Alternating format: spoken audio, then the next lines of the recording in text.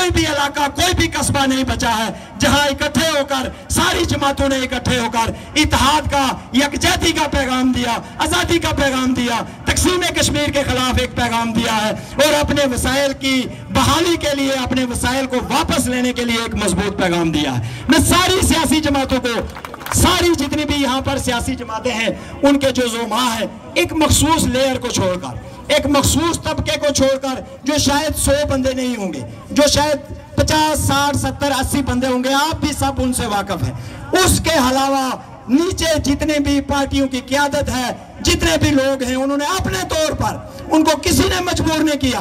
ڈڈیال والوں نے Peoples rights forum بنایا, کوٹلی والوں نے ایکشن کمیٹی بنائی, پونچھ والوں نے رائٹس فورم بنایا, باغ والوں نے بنایا, مظفر آباد والوں نے بنایا, اپنے طور پر اتحاد بنائے, یکجہتی کا مظاہرہ کیا, ایک دوسرے کو برداشت کیا, اختلافی نہروں کو برداشت کیا, اور بڑی جرت کے ساتھ جو ہے وہ ہر میدان میں نکلے, اپنے بازار بند کیے, اپنی جو ہے وہ کاروبار بند کیا.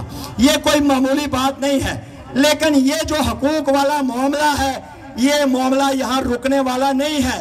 اگر کوئی یہ سمجھتا ہے میرے سمیت, اس تحریک کے قائدین سمیت, کہ یہ ہمیں مفت بجلی دے دیں گے, یہ ہمیں ٹیکس جو ہے وہ معاف کر دیں گے, یہ ہماری زمینوں پر قبضے نہیں کریں گے, یہ ہمارا زر مبادلہ جو ہے وہ نہیں کھائیں گے, یہ ہماری سیاست پر کنٹرول نہیں کریں گے, یہ ہمیں حق حکمیت لوٹا دیں گے یا حق ملکیت لوٹا دیں گے, تو یہ بہت بڑی بھول ہے.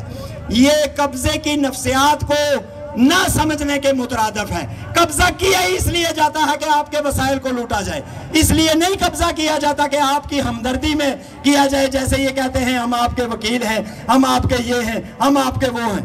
سادہ لو جو کشمیری ہیں ان کو 75 سال سے بیوقوف بنایا جا رہا ہے. سب سے پہلے ہمارے اس وکیل نے 1948 میں ہمارے ساتھ ہاتھ کیا, ہماری پیٹھ میں چھرا گھونپا, جب ہمارے حق خود ارادیت کو محدود کر کے یہ کہا گیا کہ انڈیا یا پاکستان میں سے ایک کا انتخاب کر لو, آزادی کا انتخاب نہیں کرنا. پھر تاشقند کے اندر جا کے ہمیں بیچا گیا, پھر شملہ کے اندر جا کے اقوام متحدہ کو بھی نکال دیا گیا, اور یہ طے کیا گیا کہ یہ 2 طرفہ معاملہ ہے, یہ صرف انڈیا پاکستان کا جھگڑا ہے. اب عالمی برادری بھی جو ہے وہ وکیل نہیں بنے گی, عالمی برادری بھی اس پہ کوئی رول ادا نہیں کرے گی, جس کا نتیجہ یہ ہوا کہ 1972 سے لے کے 2019 تک, یعنی لگ بھگ 50 سال جو ہے, اقوام متحدہ کی سلامتی کونسل نے ایک دفعہ بھی مسئلہ کشمیر کو ایجنڈے پر نہیں لایا. حالانکہ یہ سب سے پرانا مسئلہ کشمیر کا جو ایجنڈا ہے, یہ اقوام متحدہ کی پیدائش اور مسئلہ کشمیر ہم عمر ہیں. پہلا ایجنڈا ہے مسئلہ کشمیر کا جو اقوام متحدہ کے ایجنڈے اور اس کی سلامتی کونسل کے ایجنڈے پر تھا, لیکن 50 سال جو ہے ہمارے وکیلوں نے اس کو دبا کے رکھا اور ہمیں یہ بتاتے رہے ہم آپ کے حق خود ارادیت کے حامی ہیں, ہم آپ کے وکیل ہیں, ہم آپ کے یہ ہیں. یہ کون سی عدالت اور کون سی ڈکشنری میں اس طرح کے وکیل ہوتے ہیں جس کا قبضہ بھی ہو اور وہ وکیل بھی بن جائے اور پھر بار بار سمجھوتے کرے. 5 اگست 2019 کو جب ہندوستان نے ریاست کی تقسیم کے لیے اس کو یونین ٹیریٹریز میں تبدیل کر کے اپنے ساتھ ملایا, تو یہاں پر بڑے بڑے جلوس نکلے, پاکستان میں جلوس نکلے. عمران خان نے کہا میں اقوام متحدہ میں جا کر یہ کر دوں گا, وہ کر دوں گا, میں ایک تقریر کروں گا اور سارا مسئلہ حل ہو جائے گا. اس کے بعد پھر کوئی پتہ نہیں جمعے کے جمعے احتجاج کروں گا. پھر وہ احتجاج 1 منٹ تک پہنچا, اور وہ کرتے کرتے آپ جو ہے وہ سال میں شاید 1 دفعہ 1 منٹ تک پہنچا. لیکن ہم نے اس وقت بھی لوگوں کو بتایا, ہم نے آزاد کشمیر کے لوگوں کو بتایا تھا اس وقت کہ یہ معاملہ جو ہے وہ 2 طرفہ طور پر ہو رہا ہے, یہ گٹھ جوڑ ہو رہا ہے. یہ بات آپ کو حامد میر نے بتائی, یہ بات آپ کو پاکستان کے چوٹی کے صحافیوں نے بتائی, یہ بات آپ کو پاکستان کی ساری سیاسی جماعتوں کے اتحاد پاکستان ڈیموکریٹک موومنٹ نے بتائی, جس میں پیپلز پارٹی تھی, جس میں نون لیگ تھی, جس میں جمعیت علماء اسلام تھی, جس میں تمام بڑی چھوٹی سارے صوبوں کی جماعتیں تھیں. ہر جلسے میں چیخ کر وہ کہتے رہے کہ پاکستان نے کشمیریوں کا سودا لگا دیا ہے, اس حکومت نے سودا لگا دیا ہے. لیکن یہاں بیٹھے ہوئے جو لیڈر تھے وہ کہہ رہے تھے نہیں, ہمارا وکیل ہے, ہمارا بڑا بھائی ہے, ہمارا پشتی بان ہے. ابھی 2 ہفتے پہلے یہاں پر راولہ کوٹ میں ایک کانفرنس ہوئی, جس میں مولانا فضل الرحمان صاحب جو ہے وہ یہاں پر مہمان خصوصی کی حیثیت سے تشریف لائے. اور وہاں پر سٹیج پہ سارے الحاق نواز لیڈر بیٹھے ہوئے تھے، ان کا پروگرام تھا مولانا فضل الرحمان کا، سب نے بڑی بڑی تقریریں کی، ہم پاکستان کے ساتھ یہ کریں گے وہ کریں گے، پاکستان کی فوج کا ہم جو ہے دفاعی اظہار ہیں یہ وہ۔ تو مولانا فضل الرحمان صاحب جو ہیں وہ سٹیج پر جب آئے تو انہوں نے پہلے آیتیں پڑھ کر لوگوں کو یہ بتایا کہ وطن سے محبت جو ہے وہ ایمان کا حصہ ہے، اپنے وطن سے محبت کرنی چاہیے، یہ پیغمبر کا طریقہ کار ہے۔ سارا کچھ بتا کے انہوں نے کہا آپ کتنے سادے لوگ ہیں، پاکستان آپ کو بیچ چکا ہے، پاکستان آپ کا سودا لگا چکا ہے، آپ پھر بھی یہاں پر میرے سامنے بیٹھے ہوئے یہ باتیں کر رہے ہیں۔ او بھائی گلگت والوں کو ساتھ لو، لداخ والوں کو ساتھ لو، آزاد کشمیر والوں، اس پار والوں، سارے اکٹھے ہو کے اپنی آزادی کا مطالبہ کرو۔ اب آپ اس سے اندازہ لگائیں کہ کشمیری کیا کہہ رہے تھے اور ایک پاکستانی ان کو آ کے کیا کہہ رہا ہے۔ تو کہنا میں یہ آپ سے چاہتا ہوں کہ یہ جو حقوق کی لڑائی ہے یہ قبضے کے خاتمے سے ہی ممکن ہے۔ ہمارا ڈیم، ہمارے وسائل، ہمارے دریا کبھی بھی آزاد نہیں ہو پائیں گے جب تک کہ ہم آزاد نہیں ہوں گے۔ ریاست جموں کشمیر کی رہائی اور ہمارے وسائل کی رہائی، ہمارے قائدین کی رہائی، چاہے اس پار ہو یا اس پار ہو، یہ مشروط ہے اس قبضے کے خاتمے سے۔ اگر آپ تھوڑا سا پیچھے جائیں تو آپ کو اندازہ ہوگا جب منگلا ڈیم بنایا گیا، ہمیں ڈبویا گیا، ہمارے ساتھ معاہدہ کیا گیا فری بجلی دے دیں گے، اس وقت جو ہے کوئی لگ بھگ 100 میگا واٹ بجلی جو تھی وہ آزاد کشمیر کی ضرورت تھی، آدھے سے زیادہ آزاد کشمیر میں بجلی ہی نہیں تھی، 100 میگا واٹ بجلی بھی ہمیں نہیں دی گئی۔ پھر دوبارہ کچھ عرصہ بعد 30 سال 35 سال کے بعد اپ ریزنگ کا منصوبہ بنایا گیا تو پھر ہمارے ساتھ وعدے کیے گئے، پھر ایک دفعہ لوگ در بدر ہوئے، پیچھے پہاڑوں پہ منتقل ہوئے، ہمارے لیڈروں نے، اس وقت کے وزیر اعظم نے 16 کاریں لے کر منگلا ڈیم کو فروخت کر دیا، منگلا ڈیم کی اپ ریزنگ کو فروخت کر دیا۔ اب 1300 میگا واٹ منگلا ڈیم کی بجلی کی کیپیسٹی ہے، پانی کی کیپیسٹی جو ہے وہ اس کے علاوہ ہے۔ ہماری آزاد کشمیر گورنمنٹ نے کوشش کی کہ ایک چھوٹی سی نہر جو ہے جس کو یہ نالی کہتے ہیں، نہر بھی نہیں آپ کہہ سکتے، وہ یہاں سے نکال کے تو بھمبر کو دی جائے، تو واپڈا نے ان کو بے عزت کر کے وہاں سے نکالا کہ اس پانی پہ آپ کا کوئی بھی حق نہیں ہے، لہٰذا آئندہ اس طرح کا کوئی مطالبہ نہیں آنا چاہیے۔ 1300 میگا واٹ یہ ہو گیا۔ آگے چلے جائیں، یہاں کوہالہ پہ آپ دیکھ لیں 1000 میگا واٹ، اس سے آگے چلے جائیں آزاد پتن پہ 1000 میگا واٹ، اس سے آگے چلے جائیں کوہالہ پہ 1000 میگا واٹ۔ یعنی یہ جو ساری پٹی، سارا جو دریا ہے، سرنگیں نکال کر آبادیوں کو وہ کر کے تو لائنیں لگا کر بڑی بڑی heavy transmission line 6000 mega what کے قریب بجلی اگلے سال تک یہ یہاں سے لے کے جائیں گے۔ اب ہم ان سے صرف یہ مطالبہ کرتے ہیں کہ 6000 میں سے 300 میگا واٹ بجلی ہمیں دے دو۔ یہ وہ بھی دینے کے لیے تیار نہیں ہے، نہ صرف یہ کہ وہ بجلی دینے کے لیے تیار نہیں ہے بلکہ ہمارے پاس جو بجلی کا ریٹ ہے وہ تیل سے پیدا ہونے والی بجلی کا ہے۔ یہ جو فیول ایڈجسٹمنٹ ٹیکس ایک بل پہ 1500 2,000 روپیہ لگایا جا رہا ہے، یہ وہ فرنس آئل سے پیدا ہونے والی بجلی ہے جو کراچی میں استعمال ہوتی ہے، جو ملتان بہاولپور میں استعمال ہوتی ہے۔ بل جو ہے وہ میں اور آپ دے رہے ہیں، جو ہماری زمینوں پر ناجائز قبضے کر کے جو ڈیم بنائے جا رہے ہیں اس کے پیسے بھی نیلم جیلم سرچارج، اولار سرچارج، کوالہ سرچارج کی صورت میں ہم سے لیے جا رہے ہیں۔ تو کیا ہم بھیڑ بکریاں ہیں، ہم الو کے پٹھے ہیں، ہمارے دماغ نہیں ہے کہ ہمیں یہ بیوقوف بناتے رہیں اور یہ کہتے رہیں جی ہم آپ کے ساتھ ہیں، ہم آپ کے ساتھ ہیں، اور وہ جو پہاڑی میں کہتے ہیں کہ چڑیے توڑے بچے بچائے کیا کہتے نہیں کھائی چھوڑے، یعنی یہ ہمارے ساتھ رہ کر جو کچھ بھی بچا کچا ہمارے پاس ہے وہ ہم سے لوٹ رہے ہیں۔ اس لیے ہمیں متحد ہو کر قبضے کے خاتمے کے خلاف آواز بلند کرنی ہے۔ یہ کسی کے خلاف نہیں ہے، ہم کوئی علیحدگی پسند نہیں ہے، ہم کوئی چینا کو اپنے ساتھ نہیں ملانا چاہتے ہیں، یا جو ہے وہ کوہوٹا کو اپنے ساتھ نہیں ملانا چاہتے ہیں، یا دہلی اور بنارس کو اور مدراس کو اپنے ساتھ نہیں ملانا چاہتے ہیں۔ یہ ریاست جموں کشمیر جو ہے ایک تاریخی طور پر ایک وطن ہے یہاں کے رہنے والے لوگوں کا۔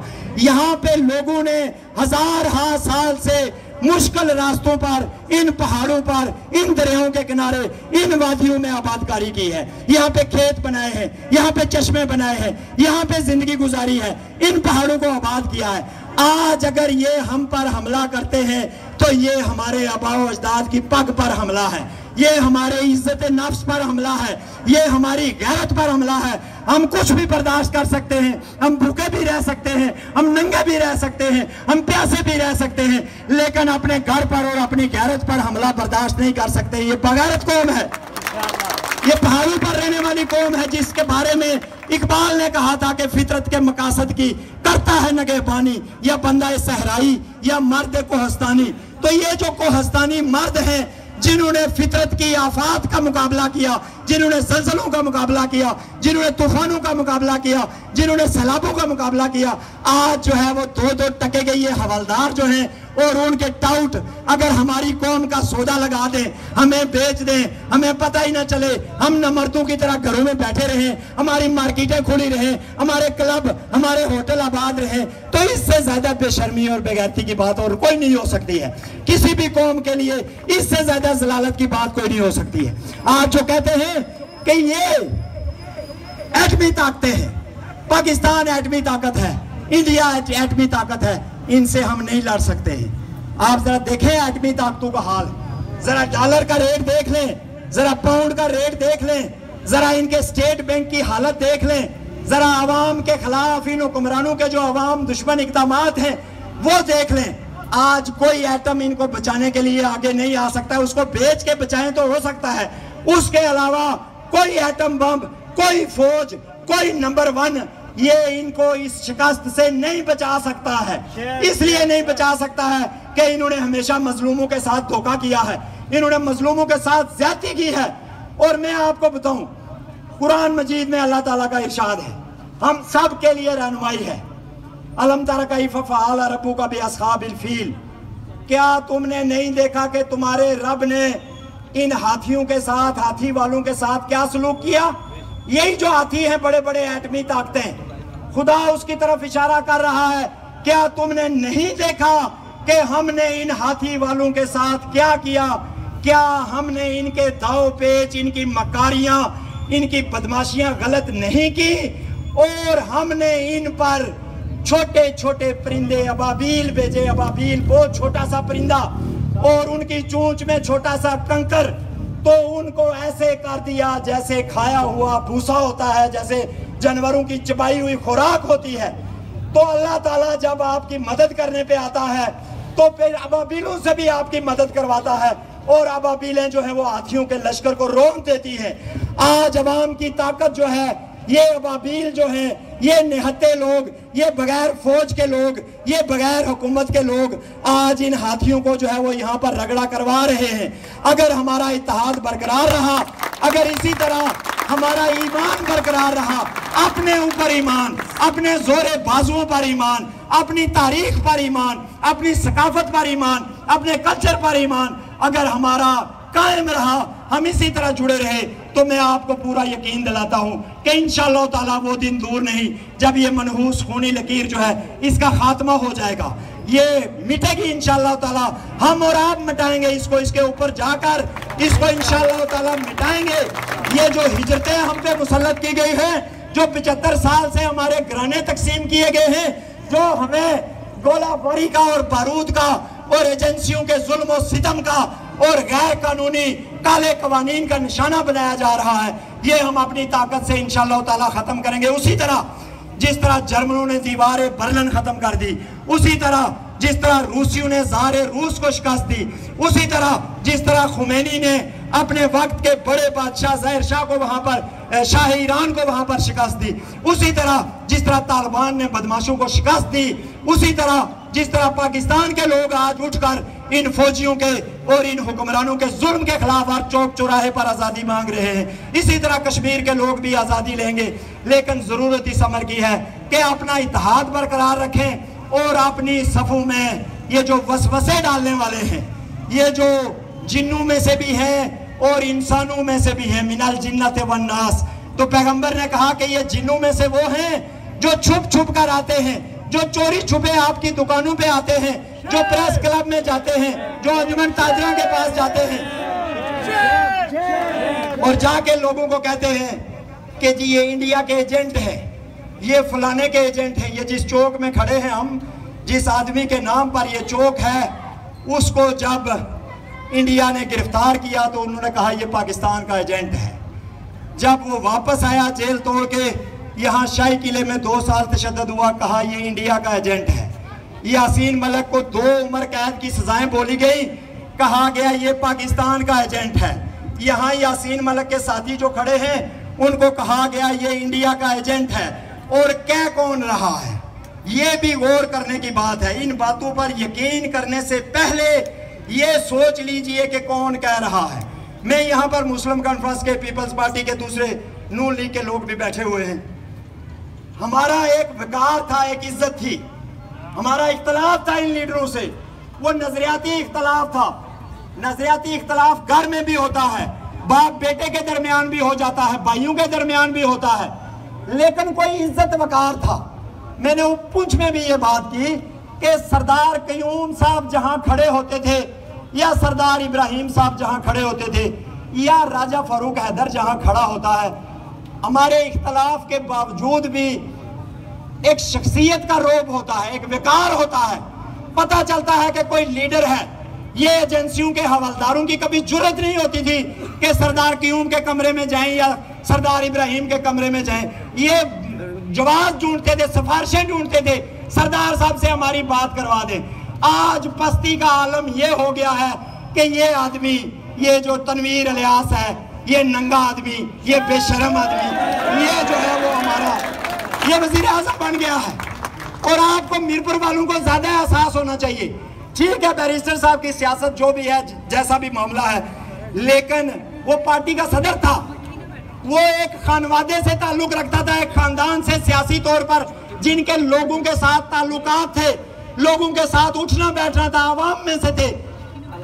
اس کو بائی پاس کر کے ایک ایسے آدمی کو صدر بنا دیا گیا جس کا اس پارٹی سے کوئی تعلق نہیں ہے, جو صرف پیسے دے کے صدر بن گیا. اور اسی لیے بنا تھا یہ ٹورزم ڈیولپمنٹ جو ایکٹ ہے, یہ اتنا زیادہ خطرناک ہے. کل آپ کا کوئی بھی خوبصورت علاقہ, کوئی بھی پہاڑ, کوئی بھی چشمہ, کوئی بھی پانی والی جگہ, وہاں پر یہ جی ایچ کے بدماش جو ہے وہ ڈیرے لگا کے بیٹھے ہوئے ہوں گے. یہ کاروباری فوج وہاں پر اپنے ہوٹل کھولے گی, وہاں پر اپنے ریسٹورنٹ چلائے گی, دیواریں لگائے گی اور بورڈ لکھے گی اندر آنے والے کو گولی مار دی جائے گی. یہاں پر گھسنے والوں کو ہم یہ کریں گے اور وہ کریں گے. پھر کون بچائے گا ہمیں, کون روکے گا ہمیں؟ اس لیے اس طرح کے جو اللہ کا عذاب جو ہم پہ نازل ہوا ہے اس تنویر الیاس کی شکل میں, یا اس کے جتنے جو کاروباری سہولت کار ہیں ان کی شکل میں, ہمیں اس پہ توبہ بھی کرنی چاہیے, استغفار بھی کرنا چاہیے, اللہ سے معافی مانگنی چاہیے کہ ایسے لوگ جو ہیں ان باغیرت لوگوں کے اوپر, ان باضمیر لوگوں کے اوپر مسلط ہیں. اور دوسری آخری بات میں آپ سے یہ کروں گا, ڈڈیال والوں, میرپور والوں, 2 ملین سفیر جس قوم کے موجود ہوں, 2 ملین سفیر ہیں ہمارے پاس. دنیا کے کسی ملک کے پاس اتنے سفیر نہیں ہیں. 2 ملین بندے بیٹھے ہوئے ہیں وہاں پر, انگلینڈ میں, یورپ میں, امریکہ میں, مڈل ایسٹ میں. تو ہمیں کسی کی سفارت کی, کسی کی وکالت کی کیا ضرورت ہے؟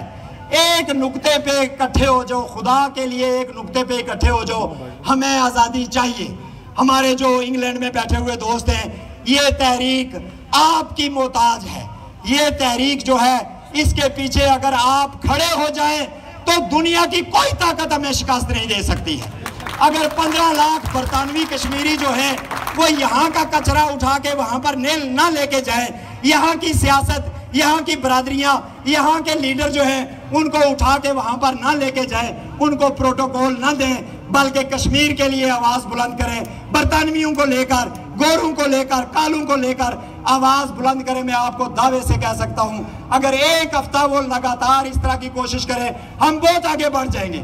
اور پھر یہاں پر جو تحریک ہے, اس تحریک کو بھی آپ کی مدد کی ضرورت ہے. ایسے تحریکیں نہیں چلتی ہیں, ایسے یہ جلسے نہیں ہوتے ہیں.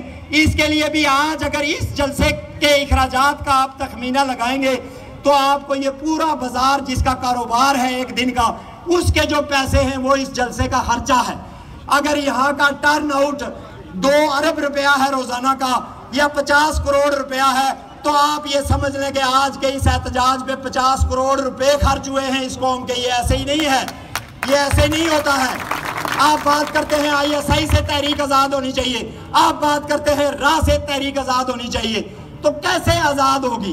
یہ جو ہمارے لوگ ہیں, ہمارے भूखे नंगे लीडर, ये पैसे देखते हैं इनके मुंह खुल जाते हैं, ये पैसे देख के भूल ही जाते हैं कि हमारा कोई और भी मसला था, ये जाके सारा कुछ एक ब्रीफकेस के इवज़ जो है वो। तो इनको आप लोग सपोर्ट करें, इस तहरीक को आप लोग सपोर्ट करें, ताकि ये जगह जगह मुंह मारने से जो है वो परहेज करें। हम इंशाअल्लाह ताला अगर मुत्तहिद रहे, अगर इकट्ठे रहे, तो ये जो साल हैं ये इंतहाई क्रूशल साल हैं। कोशिश ये हो रही है कि जो डिज़ाइन इंडिया ने किया वो डिज़ाइन यहाँ पे कर दिया जाए। अपनी तरफ से नहीं कह रहा हूँ, परसों की कमरुज़्ज़मान कायरा की मुजफ्फराबाद की प्रेस कॉन्फ्रेंस आप सुन लीजिए। अगर कोई कहता है ये 15वीं तरमीम शोशा है, ये टूरिज्म डेवलपमेंट एक्ट जो है वो शोशा है, अगर हमारे लीडर कल ऑल पार्टीज कॉन्फ्रेंस में कहते हैं कि जी हम इसको नहीं मानते हैं, तो फिर ये कायरा जो है वायसराय ये वहाँ क्या कर रहा था, ये क्या बता रहा था आपको? तो ये लपेट लपाट के चीज़ों को, एक टैक्स इधर से काट के उधर, एक जो है वो एक्ट इधर से काट के उधर, ये दोबारा आएंगे, इनका यही मंसूबा है, ये दोबारा हमला करना चाहते हैं। अभी तो मैं आपको ये भी बताऊं कि पाकिस्तान ने भी उस बाढ़ के साथ साथ एक मुतवाज़ी बाढ़ लगाना शुरू की है, उसके लिए रास्ता बनाया जा रहा है। एक बाढ़ नहीं, अब 2 बाढ़ें जो है वो लगना शुरू हो जाएंगी। तो हम कब जागेंगे? 27 अक्टूबर को, ये जो 10वें महीने की 27 तारीख है, हम यहाँ पर ये जो छम्ब जोड़ियाँ सेक्टर है, यहाँ पर हज़ारों लोगों को लेकर जाना चाहते हैं। हम वहाँ पर पुरअमन तौर पर जाना चाहते हैं, हज़ारों लोगों को लेकर उस मनहूस खूनी लकीर पर बैठकर एक एहतजाज रिकॉर्ड करवाना चाहते हैं। बिल्कुल इसी तरह जिस तरह आपने इन दिनों में पूरे कश्मीर में एहतजाज रिकॉर्ड करवाए तो आपके मुतालबे तस्लीम हुए। हम वहाँ पर जाकर ये मुतालबा करना चाहते हैं, इस सीज़ फायर लाइन को दरमियान से हटाओ, इन फौजों को इस रियासत से निकालो और हमें मुत्तहिद करो। हम मुत्तहिद हो जाएं, उसके बाद जो भी फैसला हम करेंगे, अगर आलमी बरादरी हमें ये कहती है कि आप कोई फैसला करें, हम आज़ादाना तौर पर वो फैसला करने के लिए तैयार होंगे। लेकिन आपका बाहर निकलना, आपका इस तहरीक के साथ खड़ा होना, थोड़ा बहुत टाइम देना जो है, ये ही कामयाबी की ज़मानत बनेगा। प्यासी खुश्क धरती से किया वादा निभाना है, समंदर से कोई बादल अब हमको खींच लाना है, फ़कत पैरा नहीं देना, हमें तारीख गलियों में, हमें सोए हुए लोगों की किस्मत को जगाना है। हमारे जंगजू जज्बे कभी ठंडे नहीं पड़ते कि हमने फाख्ताओं को काबू से लड़ाना है। बहुत शुक्रिया।